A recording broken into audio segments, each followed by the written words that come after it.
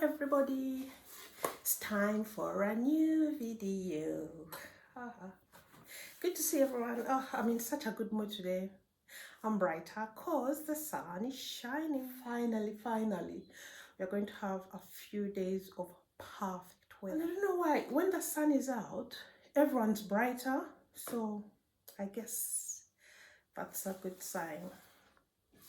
My lovely continent Africa. Today we are in Kenya. Everyone knows they speak Swahili.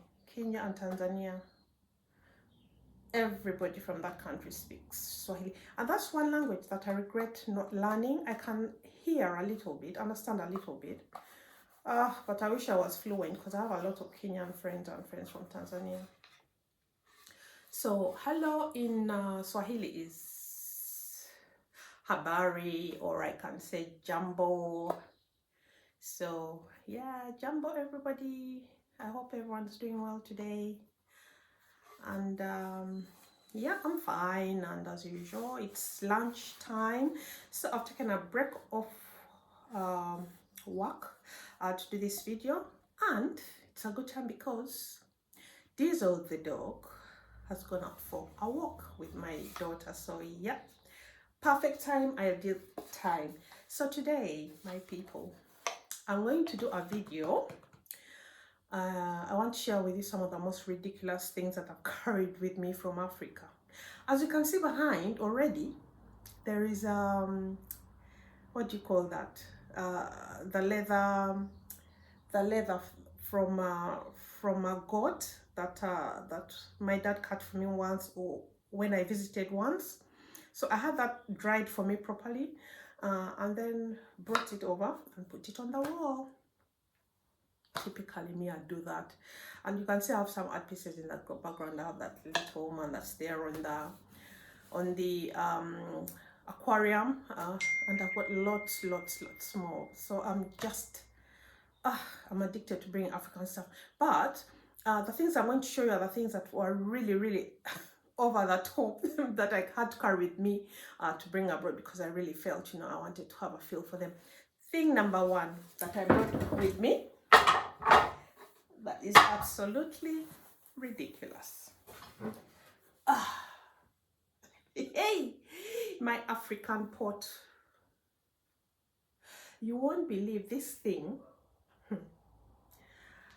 When I was bringing it abroad, because it's a clay pot, so it's very easy for it to break.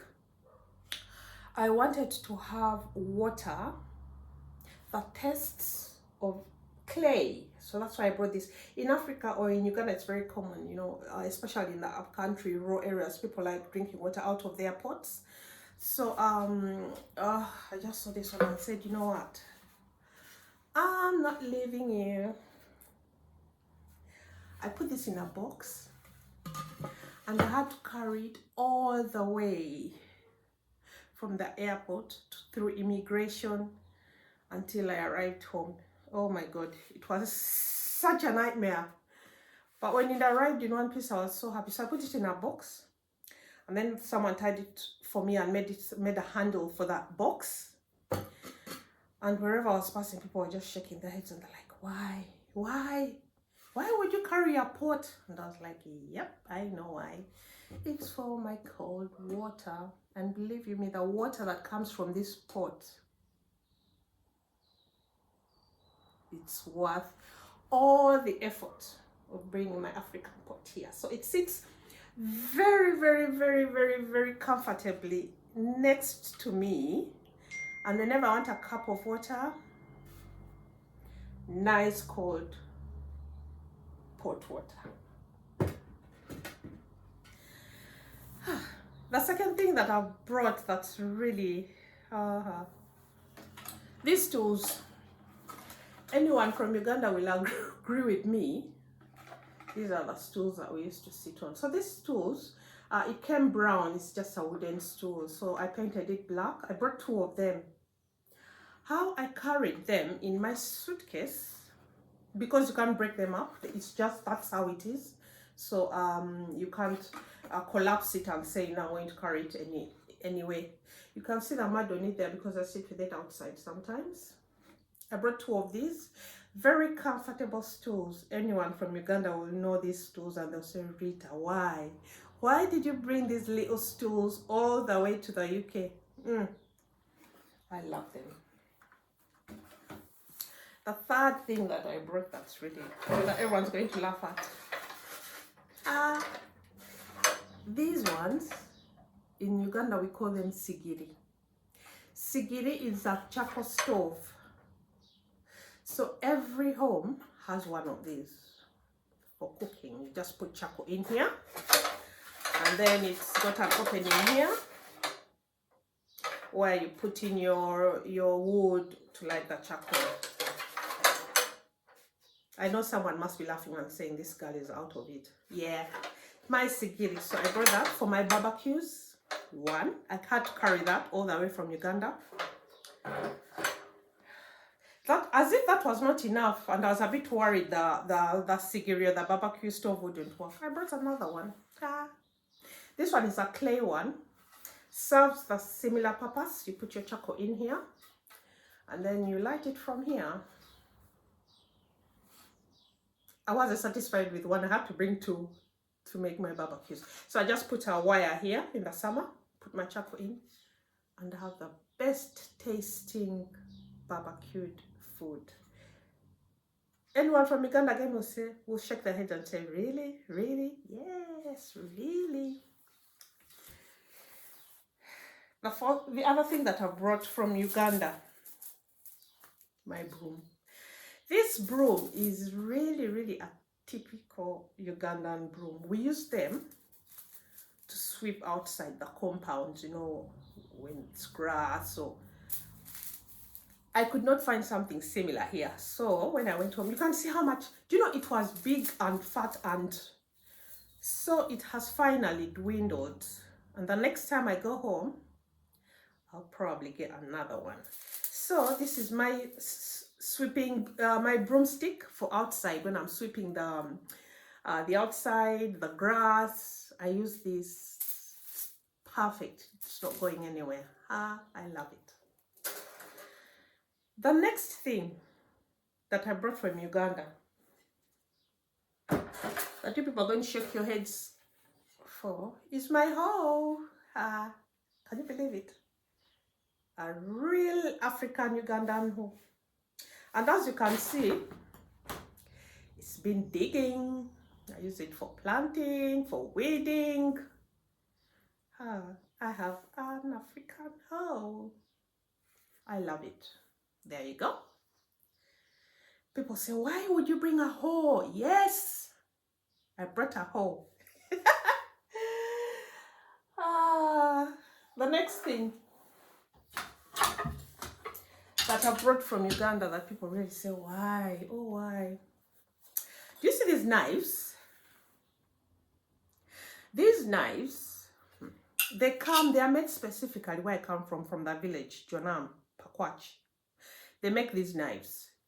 And like this big one, they are used for, say when they kill animals, you know, they are used for cutting them and dehydrating them.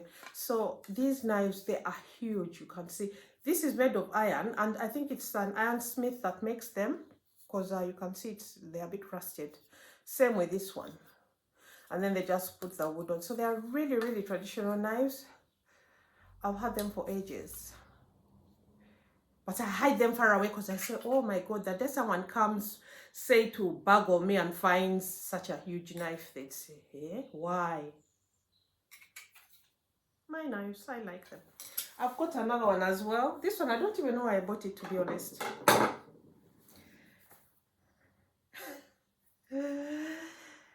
Ta-da! Look, I just bought it because I liked it. It doesn't serve any purpose.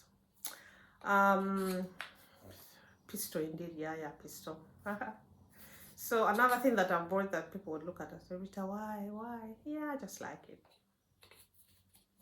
And I keep it. The last thing that I bought from Uganda, it's just a stick. I think these walking sticks, like, or these people are back home when they are dancing, they dance with it like this. Yeah, yeah, yes, yes, yes. So it's just really, and it's also for protection. Like, these old people, when you're walking around and say you meet a dog, a wild dog, or robbers, or people that want to harm you, you have your stick with you, and pow, it's very strong. So again, I brought it, no particular reason, but I just liked it. And I said, yeah, maybe one day it will come in handy. Yes, so as you can see, I love my African things. And I'm always thinking, what am I missing? What that I need to bring next time with me? Like I've said, I need to bring more of my brooms because I've run out. This one is really getting old. The rest, I think I'm happy. Okay, I hope you've enjoyed my little collection of stuff that I bring that people think it's quite ridiculous. And yeah, tell me some of the things that you've carried when you've traveled and brought back with you, and people have been quite puzzled and bemused about them. Okay, time to say goodbye. Today we are in Kenya. We are speaking Swahili. Bye in Swahili is kwaheri. Kwaheri, sawa everybody. I love you all. Stay well, and I'll see you again in my next video. Bye bye.